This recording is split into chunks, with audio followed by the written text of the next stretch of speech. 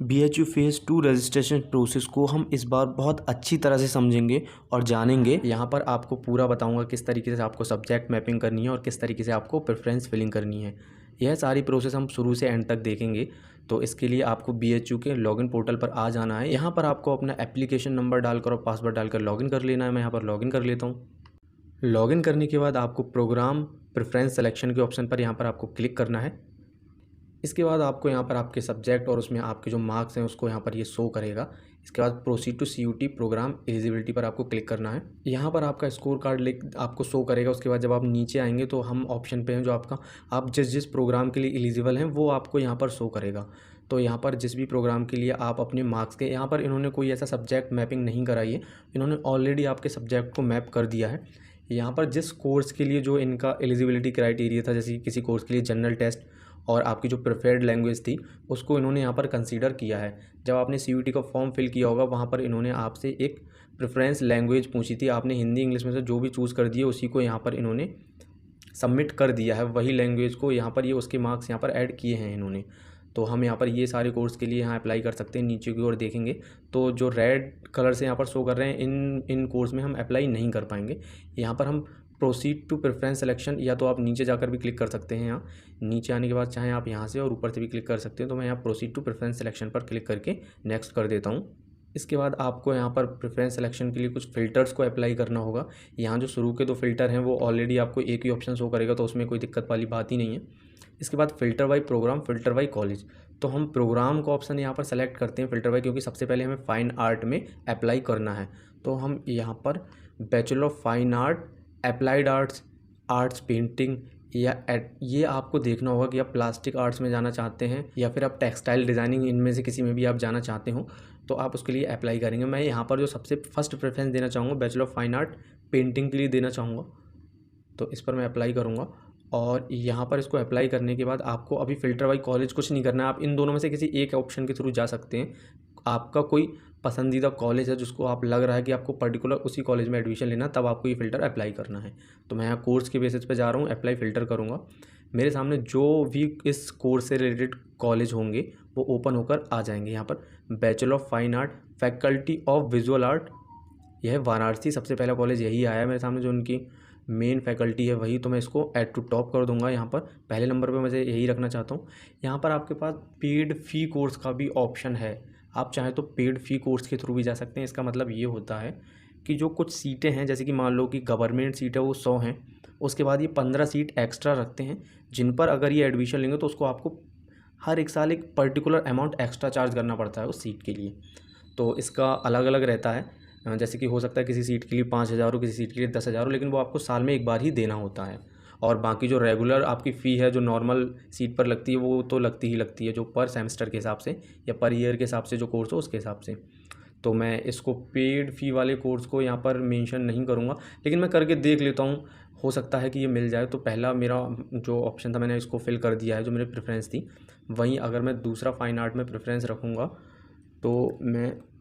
तो जो दूसरा मैं फ़ाइन आर्ट में प्रेफरेंस रखूँगा वह है, पहली मैंने पेंटिंग रखी थी और दूसरा जो है मेरा अप्लाइड आर्ट, इसको मैं प्रेफरेंस देना चाहूँगा। यहाँ पर मैं अप्लाई फ़िल्टर करूँगा।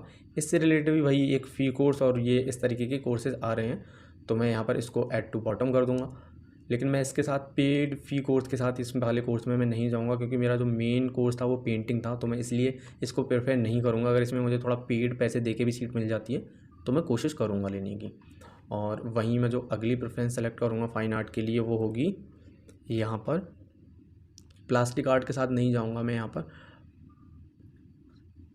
टेक्सटाइल डिज़ाइनिंग के साथ, यहाँ पर मैं टेक्सटाइल डिज़ाइनिंग के साथ भी जाना चाहूँगा, क्योंकि आप यहाँ पर इंटीरियर डिज़ाइनर, फैब्रिक डेवलपर या डिफरेंट डिज़ाइन, या फिर आप क्या कर सकते हैं जो ट्रेंड एनालाइज चल रहा है जो आपके फैशन में, उसको भी यहाँ पर इस तरीके का आपके जो स्कोप है वो रहता है। तो मैं इसके साथ भी जाना चाहूँगा, तो इसको ऐड टू बॉटम में कर दूँगा। लेकिन पेड फ़ी कोर्स के साथ मैं इसमें भी नहीं जाना चाहूँगा।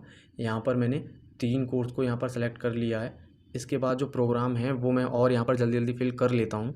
मैंने यहाँ पर अपनी प्रेफरेंसेस को फिल कर लिया है, जितनी मुझे प्रेफरेंसेस फिल करनी थी।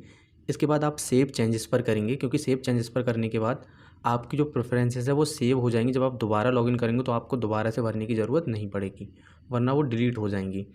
यहाँ पर हम क्या करेंगे, प्रेफरेंसेस मैंने फिल कर ली हैं और चेक भी कर लिया। आप अच्छे से भर के एक बार इनको चेक कर लें।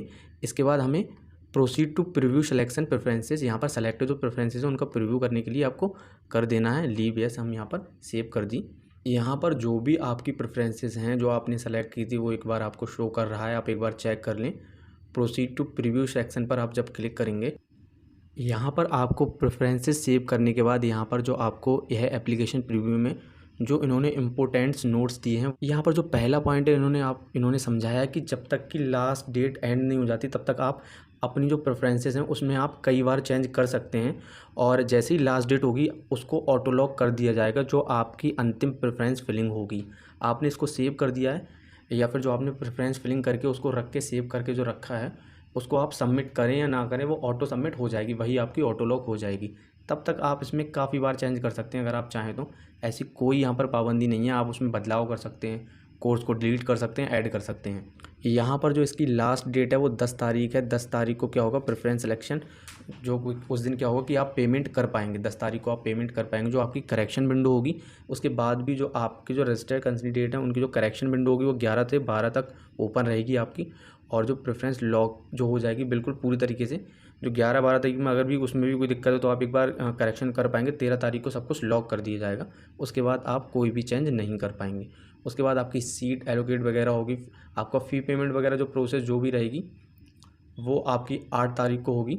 यहाँ पर वहीं काफ़ी सारे लोगों के डाउट हैं जो पेमेंट वगैरह है वो अभी क्यों नहीं कर पा रहे, तो ये दिक्कत सभी के साथ है। जो पेमेंट का ऑप्शन है वो अभी बाद में ओपन होगा, तो ऐसा नहीं है कि पर्टिकुलर आपके साथ ही कोई प्रॉब्लम आ रही है।